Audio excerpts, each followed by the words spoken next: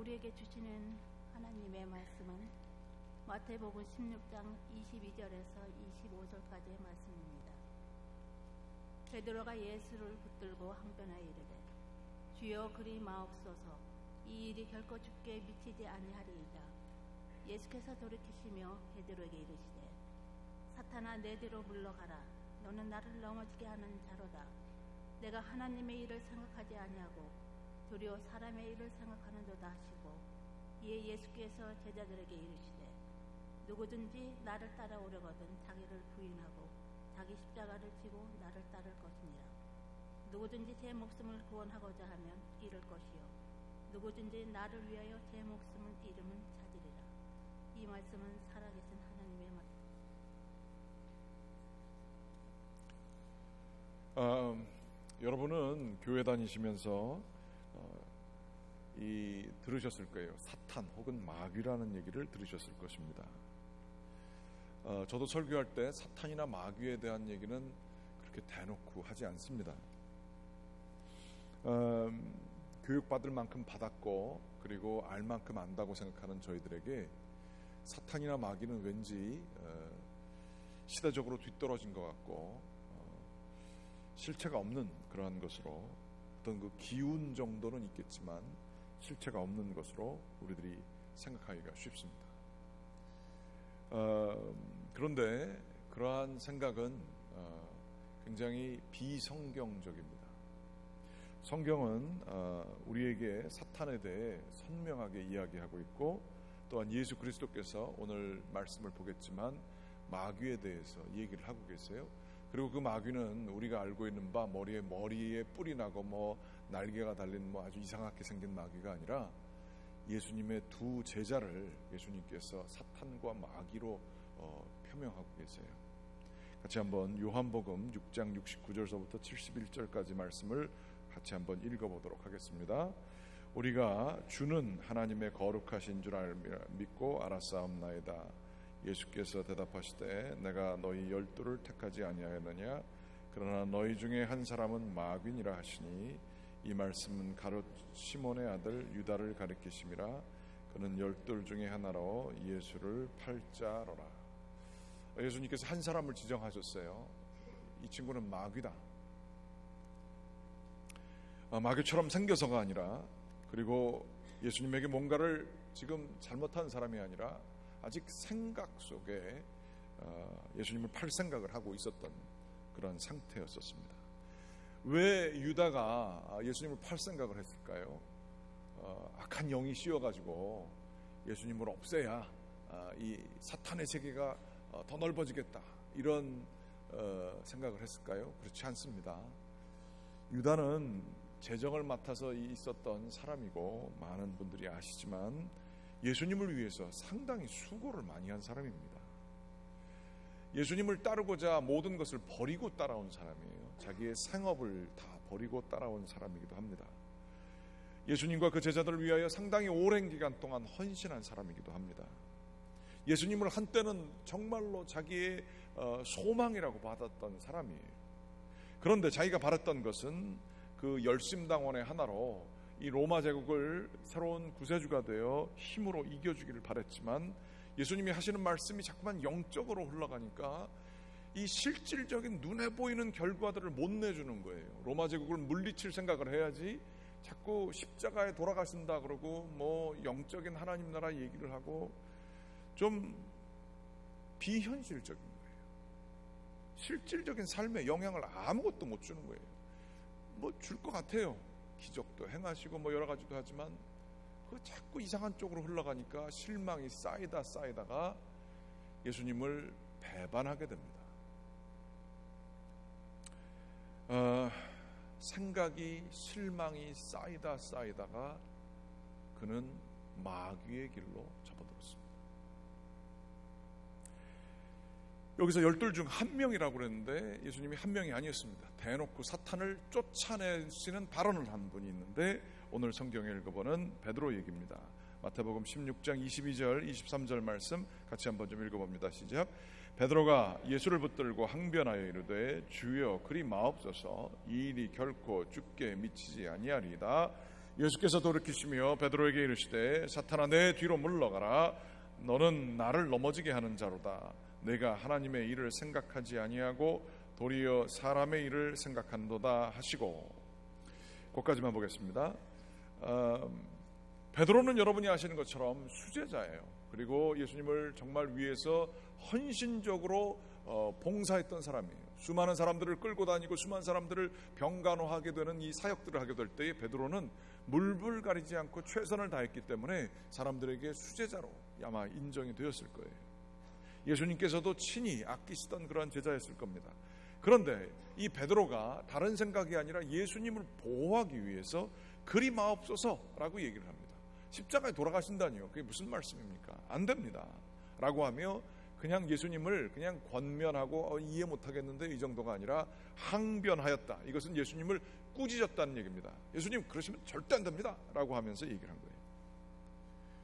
그런데 예수님이 이 베드로에게 자기를 위해 잡도 버리고 헌신한 이 베드로에게 그리고 성심성의껏 봉사하였고 오히려 자기를 위해서 그러면 안 된다라고 하고 충분히 얘기할 수 있고 그렇게 자기를 돕는 그러한 충정에서 한 얘기를 가지고 사탄이라고 그랬어요.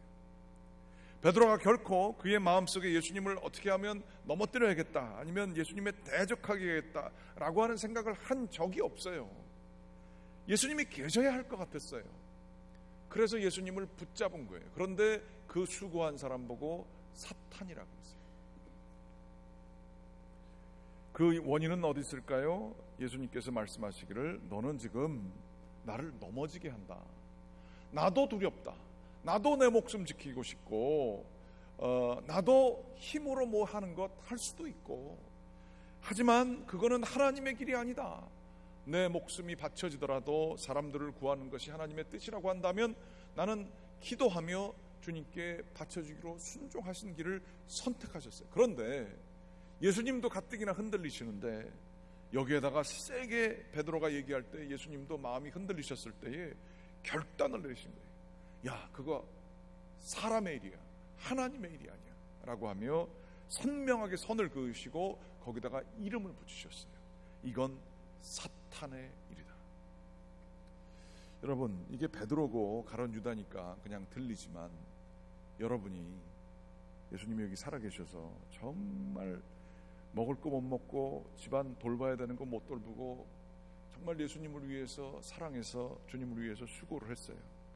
그리고 난 정말 좋은 의도에서 다 그런 걸 했고 예수님에게 그렇게 마옵소서라고 얘기했는데 여러분 면전하다고 마귀다 사탄이다 그러면 여러분 예수님 계속 좋아하실 수 있으세요? 예수님을 그렇게까지 사랑하실 수 있으세요? 아니 난 좋은 뜻으로 했는데 이게 다 우리를 위해서 하는 얘기인데 거기다 대놓고 사탄이다 마귀다 그러면 여러분 감당하실 수 있어요? 저는 못할 것 같아요. 솔직히 얘기해서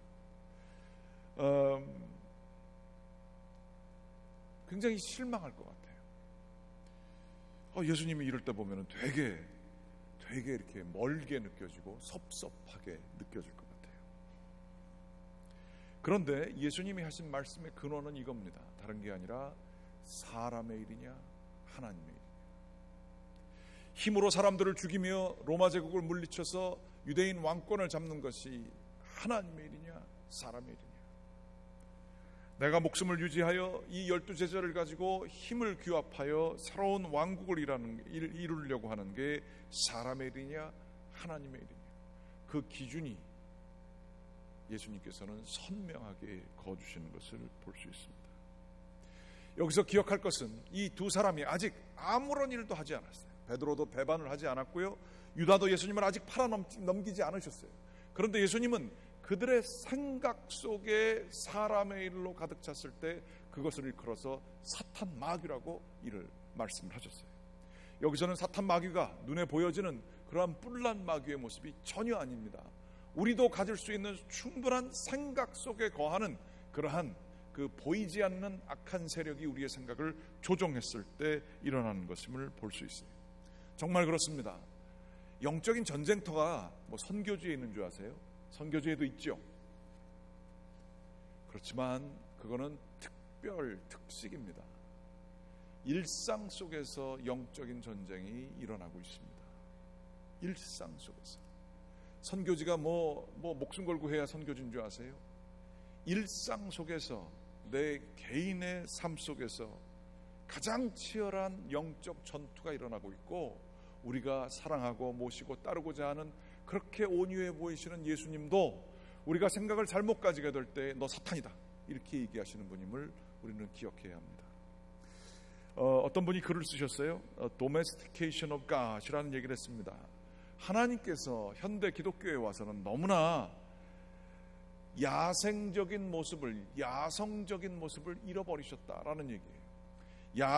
야생에 살고 있는 동물들을 가정의 사람과 더불어 같이 살게 하기 위해 여러모로 종을 바꿔서 이렇게 실험해서 이렇게 익숙하게 만든 게 이게 이제 말하자면 인간에 맞춰진 잡종이죠. 그래서 야성성을 잃어버린 것이 이게 이제 우리가 가르에게 목소리도 없앨 뿐만 아니라 성적인 그런 정체성도 없애는 일이 있죠. 인간에게 맞춰주기 위해. 그런데 그 얘기를 하나님한테 쓴 저자가 있었어요.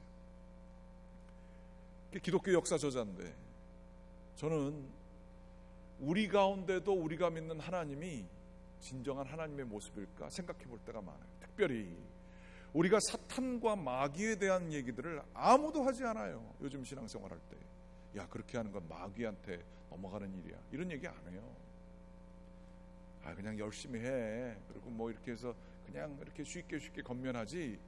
기독교가 가지고 있는 그 날카로운 엣지를 얼마나 다 없애버렸는지. 누구도 그건 마귀 일이다, 사탄 일이다 얘기 못해요. 저도 이 재단에 서 가지고 마귀야 물러서라 이런 얘기 해본 적이 없어요. 그 죄입니다, 악한 겁니다 이런 얘기 해본 적이 없어요. 괜히 했다가 타겟 설교한다고 그래가지고 욕먹을 것 같아가지고 못하겠어요. 오늘도 이거 좀 힘든 예화들이 좀 나오는데 이거 했다가 또 이제 상처나는 거 아닌가 싶어가지고 이 칼을 갈고 갈아가지고 어떻게 하면 그냥 상처 안 받게 그래도 알아서 들으실 수 있게 만드는 게 이게 제가 이렇게 하나님을 도메스티케이트 하는 거예요. 그런데 성경은, 예수님은 그렇지 않아요. 가장 사랑했던, 재정을 맡겼던 믿을 만한 사람에게 너 마귀야, 가장 사랑했던 수제자에게 너는 사탄이야, 물러가, 이렇게 얘기를 하셨어요. 생각 속에, 우리 삶 속에 악한 세력이 들어옵니다. 우리의 생각을 마귀는 조정합니다. 생각은 영과 혼과 육이 있으면 육을 조정하는 건 혼이고, 혼이라고 하는 건 정신이거든요. 우리의 정신과 내가 느끼고 생각하는 모든 것들을 조정할 수 있는 게 영입니다. 영이 악한 세력에 의해 조정을 받게 되면 우리의 생각은 아주 규칙도 없이 전혀 다른 방향으로 흘러가게 돼요. 우리의 생각은 우리의 입지를 구축하기 위해서 거짓말을 아주 쉽게 할 수 있는 사람들이 저희들입니다. 우리들은 우리 자신을 굉장히 어떨 때는 높게도 생각할 수 있고 낮게도 생각할 수 있는, 아주 우리는 난 절망에 빠졌어, 난 아무것도 할 수 없어 라고 만드는, 그 아주 비참하게 스스로 만드는 것도 우리의 생각인데요, 그게 악한 영이 우리 뒤에서 하는 일들이에요. 손에 끈적끈적한 것이 묻거나 옷에 아주 안 좋은 것이 묻으면 우리는 참아하지 못합니다. 당장 가서 손을 씻어야 그 다음 일들을 할 수가 있고요, 옷을 다른 것으로 바꿔 입어야지 이게 창피해서 못 다닙니다. 불편하기도 하고요. 그런데 우리는 생각에 묻은 끈적끈적한 이 악한 것들, 우리를 지나치게 절망적으로 만들거나 지나치게 교만하게 만드는 이 모든 것들에 대해 그것이 끈적끈적한 것인 것을 알아 깨끗하게 정결하게 주님 앞에서 씻어야 하건만 우리는 그거 할 생각은 별로 안 한다는 거예요. 내 생각에 대해서 나는 틀릴 리가 없다. 나만큼 생각하는 사람 있으면 나와보라 그래라. 나만큼 분별력이 어떻게 없느냐. 우리가 쉽게 얘기하잖아요. 정치인들 얼마나 쉽게 얘기해요. 그러나 정작 우리가 가면 우리는 다르게 할까요? 우리는 지도자, 권위 있는 사람들을 너무 쉽게 얘기를 합니다. 여러분 가시면 그렇게 달라질 것 같으세요? 우리는 남편에 대해서, 아내에 대해서 너무 쉽게 얘기합니다. 그 역할 바꿔보면 그렇게 달라질 것 같으세요? 우리의 생각은 너무나 이 끈끈어진 연처럼 마구 아무 때나 흘러갈 때가 참 많이 있습니다. 한 사람 욕해서 갖다가 버리는 것은 너무 쉬운 일이죠. 어떻게 그런 것도 모르냐 비난하는 일은 아무나 할 수 있는 일이죠. 그러나 그 가운데에 우리의 영이 악한 영에 붙들릴 수 있다는 가능성에 대해서 우리가 사탄이 될 수 있고 마귀가 될 수 있다. 즉 하나님 앞에서 일을 고민하는 게 아니라 사람의 일로 고민하다가 마귀가 될 수 있고 사탄이 될 수 있다는 생각은 우리는 추호도 하지 않습니다. 거기에 마귀에 넘어가는 전략에 우리가 넘어가는 일이에요. 그렇게 생각하는 나의 절대 무호성, 여기가 바로 아주 약점이 되는 것이죠. 김홍신이라는 작가, 저 여러분께서 잘 아실 겁니다. 인간시장이라는 책을 써서 그러니까 100만 부가 넘는 책을 팔았던 아주 유명한 분이시죠. 최근에는 인생 사용 설명서라는 것을 쓰셨다고 합니다. 국회의원 의정 활동을 열심히 하셨었고요. 아주 열심히신 분이신가 봐요. 국회의원 의정 활동 8년 동안 연속 1위를 평가를 받으셨던 분인가 봐요. 그런데 이분이 작가고 뭐 여러 가지로 생각을 하는 창조적인 작업을 하던 분이니까 담배를 그렇게 많이 피셨답니다. 하루에 3갑에서 4갑. 완전히 굴뚝을 떼셨던 것 같아요. 37년 6개월 동안 담배를 폈는데 사람들이 얘기하기를 폐암의 위험이 있다, 남들에게도 피해를 주는 간접적인 살인행위다, 뭐 이런 얘기들을 많이 해서 이거 좀 끊어야 되겠나. 그러면서도 자기가 자기를 합리화하느라고 수필을 하나 썼는데 수필 제목이 죽는 날에도 담배를 입에 물고 죽겠다, 이렇게 쓰셨다고요. 나보고 뭐라 그러지 말라 이거예요. 뭐 어떤 내용인지 모르겠어요. 누가 그렇게 얘기를 해서 저도 들었습니다. 그런데 이분에게 이거 제가 이 담배 얘기하면서 이거 타겟 설교 아닙니다. 어디서 들은 얘기니까 혹시 담배 피우시는 분들이 좀 너무나 이거 나를 보고 저 목사가 어디서 이렇게 하나 이렇게 생각하지 마세요. 이렇게 제가 그냥 마음이 연약합니다. 어떤 멘토가 이분한테 이렇게 얘기를 했대요. 지나가면서 아주 담담하게 쥐약이 쥐약인 줄 알면, 쥐가 쥐약인 줄 알면 쥐는 절대 그거 먹지 않는다. 그런데 재밌는 거는 사람은 독인 줄 알면서도 먹는다. 그렇게 얘기를 하더래요. 그리고 아무 일도 없던 것처럼 그렇게 지나갔더래요. 그런데 이 김홍신 이 작가가 이 얘기가 너무 충격적으로 받아들여졌다는 거예요. 그렇지, 쥐도 자기가 살려고 쥐약인 줄 알고 그게 맛있는 게 있어도 그거 안 먹는다는 거죠. 그런데 안 좋으면서도 하게 되는 것은 왜 그럴까? 그러면서 자기가 마음을 톡하게 먹고 6개월 동안에 그 힘든 금단 현상을 다 겪으면서 담배를 끊으셨다는 얘기예요. 그랬더니 한국 사람들이 늘 하는 얘기지만 담배 끊은 사람하고는 상종도 하지 말라, 독한 사람이다, 그 얘기를 그렇게 많이 하더래요. 그런데 이분이 그 얘기를 하도 많이 들어가지고 이런 얘기를 사람들에게 하셨답니다. 독극물인 줄 알면서도 계속 먹는 사람이 독한 사람이지, 독인 줄 알기에 안 먹는 사람이 어떻게 독한 사람이냐. 말이 되지 않아요? 그렇게 들어보니까 그거 먹으면 죽는 줄 아는 독인 줄 알았는데도 계속 먹는 사람들이 더 독한 사람이지. 그거 독한 거라 안 먹기로 작정한 사람 보고 뭐라 그러냐, 이제 그런 얘기예요. 근데 제가 보니까 꼭 독해서 중독 증세에 걸리는 건 아니에요. 약하기 때문에 걸려요. 약하기 때문에. 그리고 약한 게 악한 거일 때가 참 많아요. 약한 게 악하게 되기가 쉬워요. 제가 이 말씀을 드리는 까닭은 다름 아닙니다. 뭐 담배 핀다는 게 뭐 사탄 뭐 이거라는 얘기는 아니에요.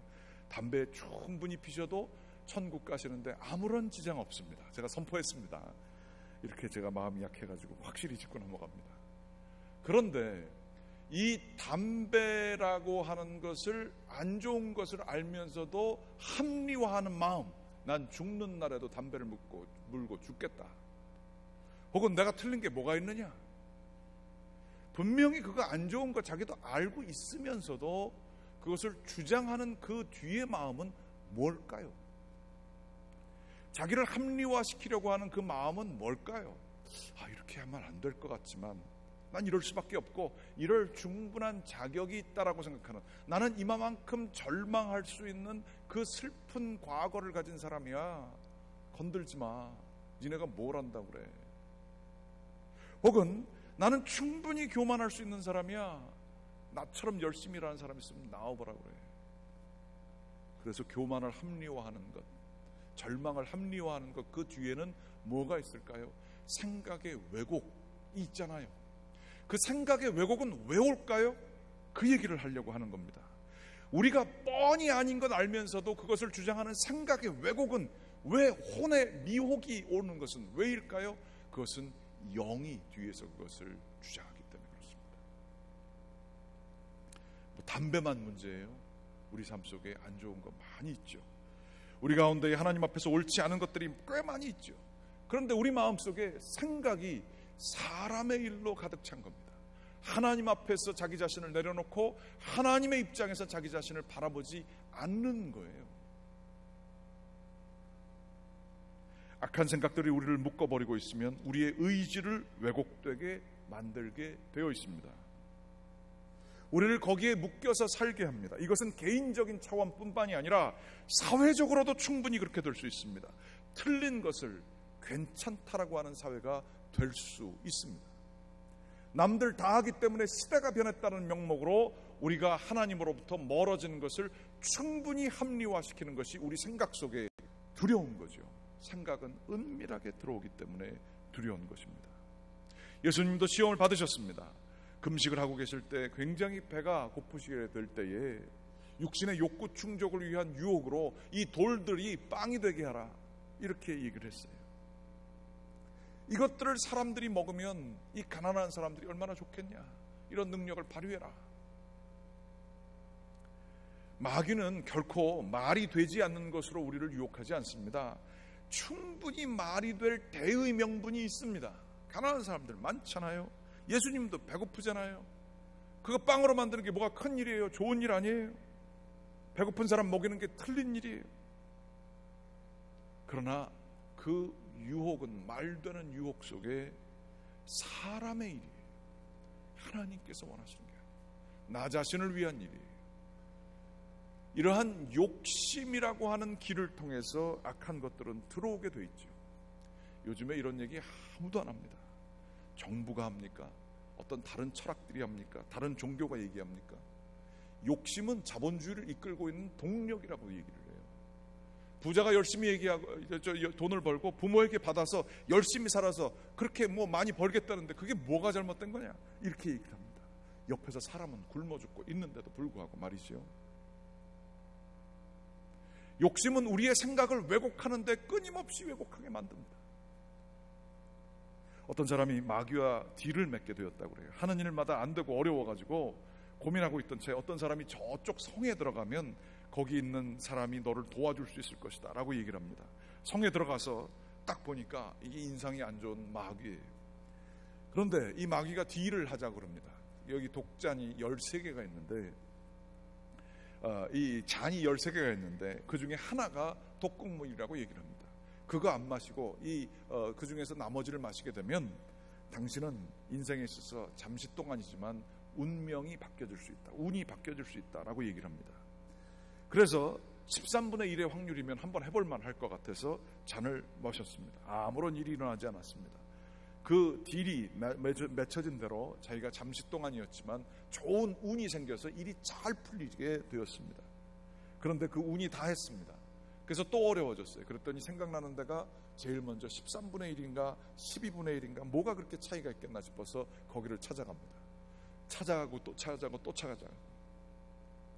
그런데 그 과정 중에 자기의 몸에 변화가 생기게 됩니다. 굉장히 어두워지고 몸이 말을 안 듣고 아주 건강이 안 좋아지게 되는 상황 속에 놓여지게 됩니다. 그래도 그 한 잔이 주게 되는 운의 기쁨, 그 자기를 부유하게 만드는 것이 너무나 좋아서 계속 그것을 찾아가도 독잔을 마시지 않을 수 있었습니다. 자기는 정말로 죽어가고 있음에도 나는 정말 운이 좋은 사람이야 라고 생각하고 마지막에 2잔이 남았습니다. 그 중에서 뭐 죽을 때 죽더라도 하나 골라보자. 마지막 잔을 먹었는데도 또 안 죽었어요. 나처럼 운이 좋은 사람 있으면 나와보라 그래. 그런데 몸이 완전히 죽기 일보 직전의 사람처럼 몸이 안 좋아졌어요. 이럴 때 내가 이렇게 몸이 안 좋은데 어떻게 하면 좋으냐라고 물어봤더니 마귀가 지나가면서 아주 음흉한 미소를 지으면서 내가 얘기 안 했나? 13개에 한 잔 있는 게 아니라 독이 13잔에 다 들어있었어. 이렇게 얘기를 했답니다. 마귀는 거짓의 영이지요.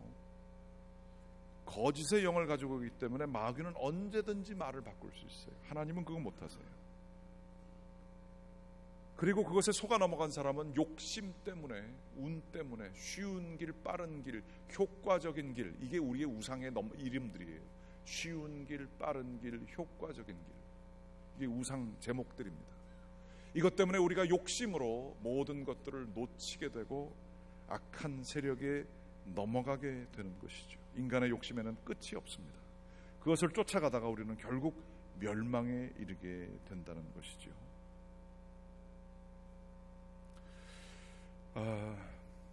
어떤 목사님이 어떤 설교 가운데 이렇게 얘기를 하셨습니다.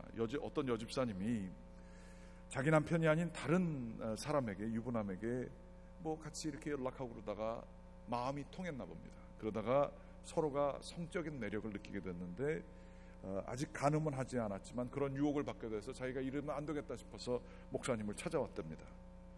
목사님이 잘 이렇게 좀 이렇게 권면을 해주셔서 좀 자기가 거기로부터 멀어지게 하기를 원했는데 그 목사님이 아주 퉁명스럽게 제가 확실한 처방 하나를 해드리겠습니다. 그래서 집사님이 네, 그럼 제가 받겠습니다. 그랬더니 그 목사님이 그런 생각이 들 때마다 교회를 찾아가셔가지고 기도를 이렇게 하십시오. 어떻게 하면 돼요? 그랬더니 저를 하나님 죽여주십시오. 이렇게 기도를 하십시오. 라고 얘기를 했답니다. 그 여자분이 움찔했는데 그 목사님 얘기는 이런 거였어요. 결단해야 된다. 결단해야 된다. 안 되는 줄 알면서도 끊임없이 미적거리는 것 자체가 그 가운데에서 큰 일이 나는 거다. 차라리 죽는 게 낫다. 하나님 앞에 내 몸이 죽게 해달라고 차라리 얘기를 해라.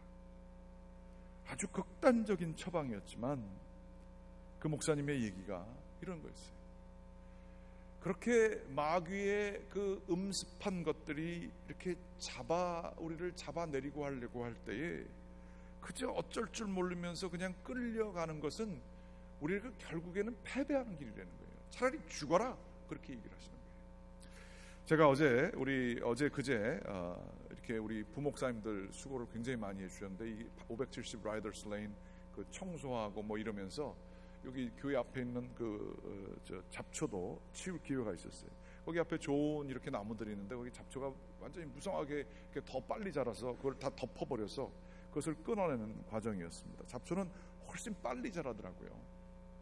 그리고 아주 보기 안 좋게 자라더라고요. 그런데 그 잡초를 치우다 보니까 놀라운 걸 봤습니다. 이 잡초의 줄기가 말이에요. 잡초라기보다 이제 그 어떤 부시죠. 그런 것들이 이렇게 자라나가서 그 가지가 이렇게 땅으로 퍼졌는데 그 가지에서도 뿌리가 나오더라고요. 이렇게 지나가다가. 그래서 가지에서도 뿌리 나오니까 가지자 뿌리가 되는 거예요. 이 생명의 그 놀라운 힘이라는 게 끔찍했어요. 근데 그게 이렇게 오래 두니까 그 완전히 땅바닥 자체가 그냥 아주 그 잡초의 뿌리로 가득 차 있는 거예요. 그걸 보면서 제가 우리 목사님들에게 또 아는 척 한다고 이 마음의 쓴뿌리가 이런 거지 이렇게 얘기를 했습니다. 그랬더니 조 목사님 저보고 직업병이시네요 목사님 그러시더라고요. 정말로 그렇습니다. 우리의 생각이요 오래 머물면 머물수록 악한 것들이 우리 속에 뿌리를 내는데 그 생명력은 기가 막힙니다. 나중에는 우리의 의지를 없애고 분명히 그 안에는 선한 나무가 있어요. 좋은 게 있어요. 우리 모든 사람들에게 선한 게 들어가 있습니다. 없는 사람 없어요. 하나님의 형상이 있기 때문에 있어요. 하지만 우리 가운데 있는 그 안 좋은 생각들, 욕심에 따라서 아주 자리 잡히지 못한 것들이 우리의 선한 것들을 둘러싸버리고 있고 그것의 생명력은 기가 막혀요. 그래서 나중에는 그 잡초 때문에 그 나무가 있었는지 없었는지도 보이지도 않더라고요. 마찬가지입니다. 여러분의 의지는 선한 것을 정말로 추구하십니까? 그러기엔 너무 바쁘지 않으세요? 그리고 그렇게 바빠야 될 충분한 이유가 있지 않으세요? 여러분은 하나님을 믿고 하나님을 찬양하는 것이 중요한 것이지만 주일날 빠지는 충분한 이유들이 있지 않으세요? 주일날만이 아니라 주님과 더불어 동행을 해야 하건만, 기도해야 하건만 그것을 안 할 이유가 충분히 있지 않으세요? 우리의 욕구 자체가 혹시 너무 이 안 좋은 생각들에 의해서 잡혀 있지는 않은가요?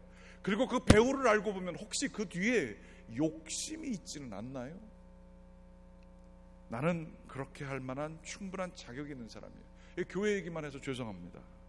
우리의 모든 생각 가운데에 분명히 거리를 두고 보면 바른 게 뭔지를 알지만 그것을 안 하는 까닭이 과연 무엇인가요?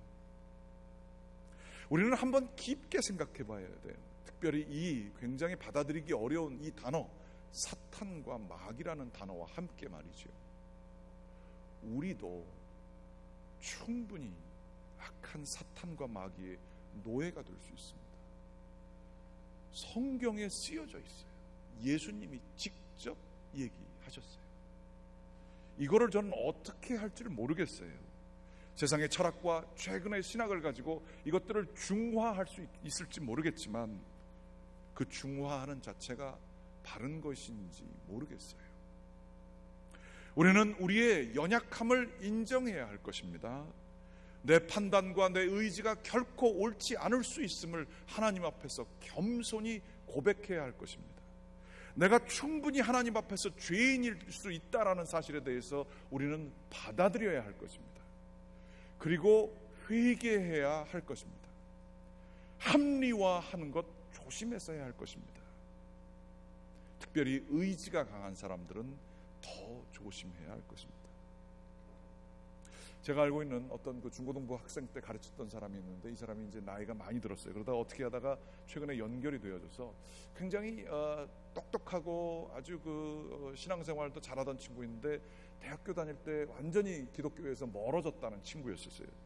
지금 영국에서 유학하고 있는데 어떻게 하다가 연락이 돼서 이런저런 얘기를 하다가 야, 뭐 그래서 제가 또 마음이 약해가지고 야, 교회 다녀 이런 얘기도 못하고 있었어요. 그런데 뭐 이런저런 얘기하다가 자기가 회심을 했다는 거예요. 야, 할렐루야, 아멘 그러면서 이런 얘기를 하다가 그 친구가 이런 얘기를 저한테 써줬어요. 제 간증은 너무 지난하고 길지만 어쨌든 진정으로 거듭나고 가장 충격이었던 것은 천국과 지옥이 정말로 믿어지고 예수님 아니면 천국에 이를 방법이 없다는 것이었습니다. 이 친구 완전히 배울 만큼 배웠고요. 철학도 할 만큼 했고요. 교회에 대해서 틀린 것을 찾아내라면 누구보다도 앞서서 찾았던 친구예요. 그래서 제가 얘기도 못했던 친구예요. 그런데 이 친구가 고백을 하는 겁니다. 편협하다고 느껴졌던 게 진리라는 사실, 그리고 이 세상에 영도 있고 귀신도 있는데 그 중에 거룩한 영은 오직 하나, 성령, The Holy Spirit이라는 거였어요. 경험해 보니까 거룩한 성령님을 가까이 하려면 나도 죄가 없이 거룩해야 되더라고요.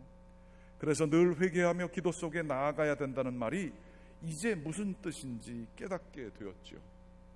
그러니 육을 따라 사느라 조금만 말씀과 기도에서 멀어져도 그러나 성령님과 가까이 교제하면 굉장히 구체적으로 지시를 해주시더라고요. 물론 주님의 뜻에 합한 일을 하고 있을 때지만 주님께 쓰임받는 분들일수록 마귀가 심하게 공격한다고 합니다. 그래서 성도들이 목사님 넘어지지 않게 많이 기도해 드려야 할 거예요. 이 결론은 이게 어떻게 꼭 목사 보고 조심하라는 얘기로 결론이 나더라고요. 갈라디아서 5장 16절에 이런 말씀이 쓰여져 있습니다. 같이 한번 좀 읽어보시겠습니다. 시작. 내가 이르노니 너희는 성령을 따라 행하라. 그리하면 육체의 욕심을 이루지 아니하리라. 여러분, 영은 실제합니다.